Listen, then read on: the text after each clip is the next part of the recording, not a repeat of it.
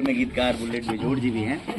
ये लोक आस्था का सबसे बड़ा पर्व महापर्व है और आज पूरी दुनिया जो है इस पर्व को मना रही है।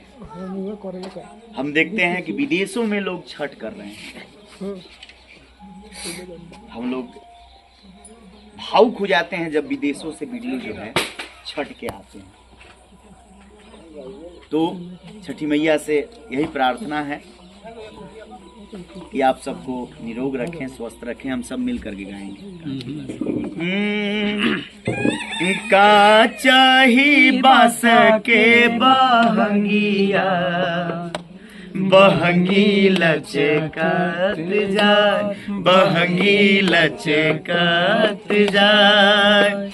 का चाही बास के बहंगिया, बहंगी लचकत जाए, बहंगी लचकत जाए। होई नारा के सजी सहैया, बहंगी घाटे पहुँचाए, बहंगी घाटे पहुँचाए। होई ना सतेंद्र जी सहैया, बहंगी घाटे पहुँचाए, बहंगी घाटे पहुँचाए। का चाही बास के बहंगिया, बहंगी लचकत जाए, बहंगी लचकत जाए, बहंगी लचकत जाए। आस्था के महापर्व छठ पूजा नजदीक आ गई बा। सभी व्रती लोग के का कही? जितना भी व्रत करने वाली हमारी माता बहन बेटी जो भी हैं सबको सादर प्रणाम। आप लोग ऐसे ही धूम धमाका से हर जगह अच्छा से आप लोग मनाते रहिए। और जो भी घर परिवार है सबको मिल के सास ससुर के लेके छठ पर्व करे के चाहिए। कुछ ऐसा पतो हो बा लोग के नहीं लगे लोग करे ना, सास ससुर के छोड़ दे लोग। वो लोग खाते खास करके वो बात कह के देखिए, अगर जीवन में अगर हमेशा खुश रहे के बाद अपना बाप माई के लेके चले के चाहिए। कुछ अपना अंदाज में ये बात के कहती तो और थोड़ा सा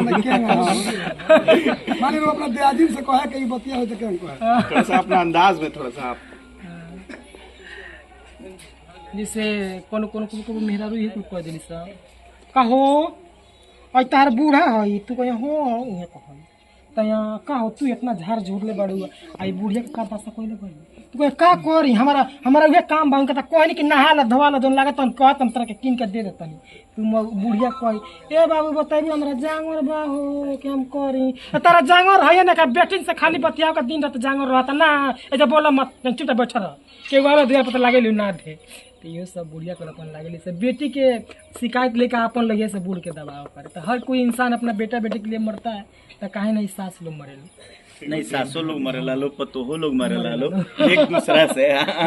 तो सबके मिलजुल के अपन सब छठ पर्व करे के बाद सबके धूम धमाका से अपन बेटा बेटी अपन परिवार लेके का कहें।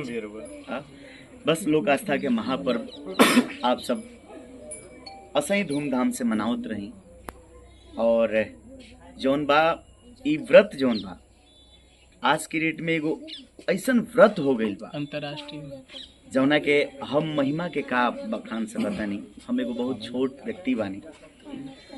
बस असही सब के पूरा परिवार मिल के पूरा जौन बा गांव समाज प्रदेश देश सब के मिल के ये छठ के मनाई सभे।